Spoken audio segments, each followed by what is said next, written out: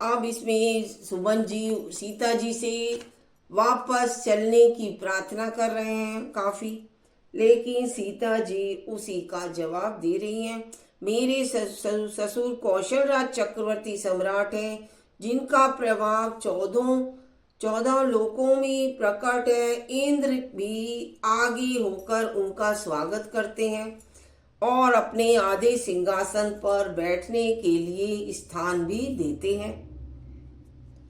ससुर एकादश अवध निवासु प्रिय परिवारु मातु सम सासु, ये क्या बोल रहे हैं? ऐसे ससुर अयोध्या का निवास, उनकी राजधानी, प्रिय कुटुंबी तथा माता के समान सासुएं, ये कोई भी रघुनाथ जी के चरण कमलों की रज के बिना मुझे स्वप्न में भी सुखदायक नहीं लगते। अगम पंथ बन भूमि पहारा, करी केरी सर शरीर अपारा, कोल किरात कुरंग विहंगा, मोहि सब सुखद प्राण प्रतिसंगा। दुर्गत रास्ते, जंगली धरती, पहाड़, हाथी, सिंह, अतः तालाब एवं नदियां, कोल, भील, हिरण और पक्षी प्राणपति के साथ रहते ये सभी मुझे सुख देने वाले होंगे। ये सारी ही सीता जी बोल रही है। सासु ससुर मसन मोरी तू होती, विनय कर भी परिपाए, मोर सोचु जनि करिए कछु, मैं बन सुखी सुमाए। अतः सास और ससुर के पांव पड़कर मेरी ओर से विनती कीजिएगा कि वे मेरा कुछ भी सोच ना करें, विचार ना करें मेरे बारे में, और मैं वन में स्वभाव से बहुत ही सुखी हूँ। प्राणनाथ प्रिय देवर साता, वीर धुरंधर धनुमाता, नहीं मग शमु भ्रमु दुख मन मोरे, मोय लगी सोचु करिए जनी भोरे। वीरों में अग्रगण्य तथा धनुष और वाणों में तरकश धारण किए मेरे प्राणनाथ और प्यारे देवर साथ हैं। इससे मुझे न रास्ते की थकावट है और ना ही भ्रम है, ना ही मुझे डर है कि मैं कहाँ पर हूँ। आप मेरे लिए भूल कर भी सोच ना करें। ये सारी प्रार्थना आप अयोध्या जाकर जरूर बताएं। सुनी सुमंत सिय शीतल वाणी, बहु विकल जनु फनि बन, मनिहानि नैन सूज नहीं सू नहीं न काना, कही न सकई कछु अति अकुलाला। सुमन श्री सीता जी की शीतल वाणी सुनकर ऐसे व्याकुल हो गए जैसे सांप मणि खो जाने पर नेत्रों से कुछ सूझता नहीं है। जैसे सांप की मणि खो जाती है तो सांप उन्हें ढूंढता रहता है, उसे नेत्रों से कुछ नहीं सूझता, कानों से सुनाई नहीं देता। वे बहुत व्याकुल हो गए, कुछ कह नहीं सकते। राम प्रबोध की ने बहु भांति, आगे वो बोल रहे हैं। तदपि होती नहीं शीतली छाती, जतन अनेक सात हित की ने उचित उत रघुनंदन दीने। रामचंद्र जी ने उनका बहुत प्रकार से समाधान किया तो भी उनकी छाती ठंडी न हुई। साथ ही चलने के लिए मंत्री ने अनेकों यत्न किए, पर रघुनंदन श्री राम जी उन सब युक्तियों को यानी यथोचित उत्तर देते गए, लेकिन वो वापस नहीं चले।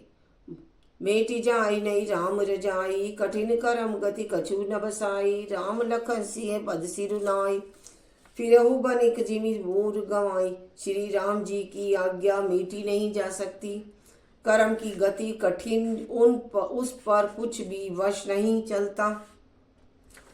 श्री राम लक्ष्मण और सीता जी के चरण में सिर नवाकर सुमंत इस तरह लौटे जैसे कोई व्यापारी अपना मूलधन गंवाकर लौटता है।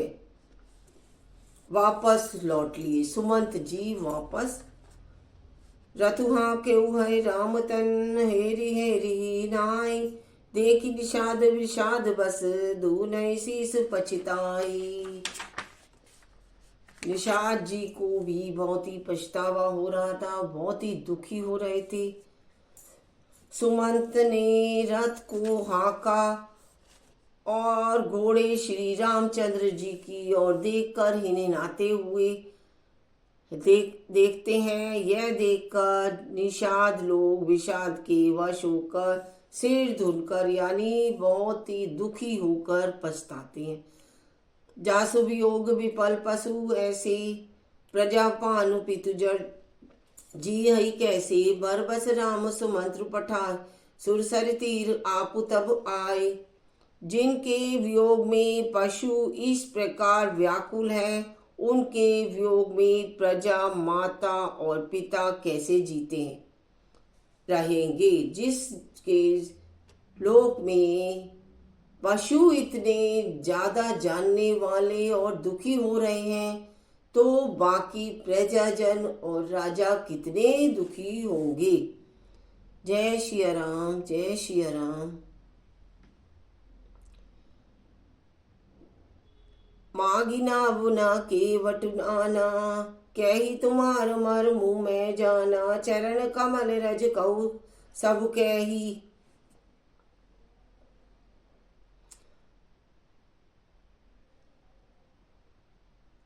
चरण कमल की धूल कही मानुष करनी मुरी कछु ऐहू ऐही। श्री राम ने केवट से नाम मांगी, केवट जी भी आ गए वहीं और सुमन जी को वापस वहां पर लौटा दिया और गंगा जी के तीर पर आ गए, गंगा जी के किनारे आ गए और वहां पर केवट को से क्या किया, नाव मांगी, पर वह लाता नहीं, पर वह लाया नहीं।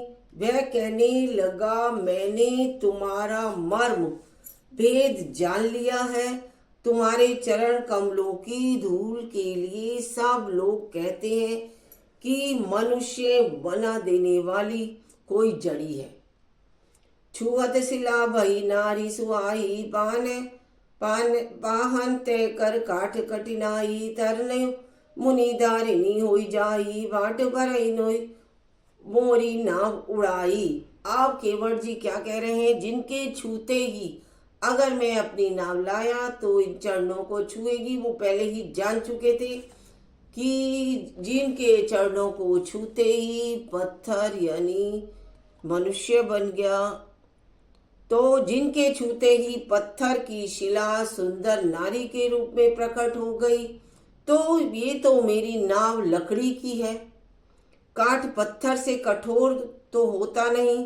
मेरी नाव भी मुनि की स्त्री हो जाएगी। ये ही केवट ने सोचा और इस प्रकार मेरी नाव उड़ जाएगी, मैं लुट जाऊंगा, मैं क्या काम करूंगा, अथवा रास्ता रुक जाएगा जिससे मैं आर पार भी नहीं जा सकूंगा और मेरी रोजी रोटी भी खत्म हो जाएगी, मेरी कमाने का साधन खत्म हो जाएगा। हे प्रतिपालव सब परिवारु नहीं जानऊ कछु और कबारू जो प्रभु पार अब सीगा चहू मोहि पद पदुम पखारन केहू। अब क्या कह रहे हैं, मैं तो इसी नाव से सारे परिवार का पालन करता हूं, अगर मेरी ये धंधा ही नहीं दूसरा कोई मैं काम नहीं जानता हूं। हे प्रभु, यदि तुम अवश्य ही पार करना चाहते हो तो मुझे पहले अपने चरणों को पखारने दो यानी धोने दो और तभी मैं आपको आगे लेकर चलूंगा। और वे इसके लिए प्रार्थना करने लगे। पद कमल धोई चढ़ाई नाग नाथ उतराई चहु मोहि राम राउरी आन दशरथ सपथ सब साची कहू। बरु तीर मारहु लखनु में पैस जब लगी न पाए पखारी हो रियो तब लगी न तुलसीदास नाथ कृपाल पार उतारी हो। वे वर्णन कितना अच्छा किया है केवट का। हे नाथ, मैं चरण कमलों को धोकर आप लोगों को नाव पर चढ़ा लूंगा। मैं आप सभी के चरण कमलों को धोऊंगा और आपको नाव पर चढ़ाऊंगा। मैं आपसे कुछ उतराई भी नहीं लूंगा। हे राम, मुझे आपकी दुआई और दशरथ जी की सौगंध है, मैं सब सच कहता हूँ।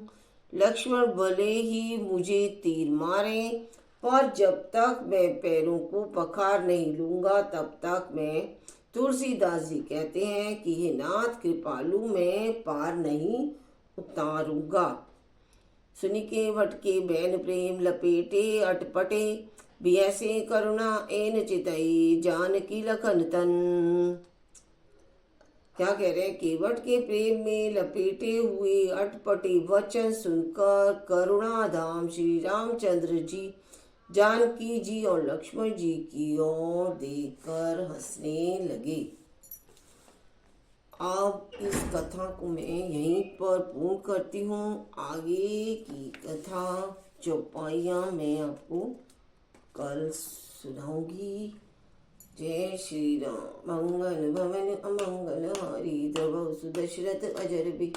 जय श्री राम, जय जय श्री राम, जय श्री राम, जय जय श्री। मंगल भवन अमंगल हारी द्रव सुदशरथ अजर बिहारी। राम हनुमान सीता राम हनुमान, राम हनुमान सीता राम हनुमान। बजरंग बली मेरे नाम चल, जरा बलि कृपा की लगा दे।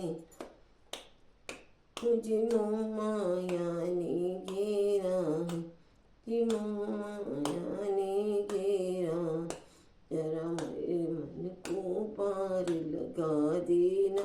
बजरंग बली मेरी नाव चल, बलि कृपा की लगा दे।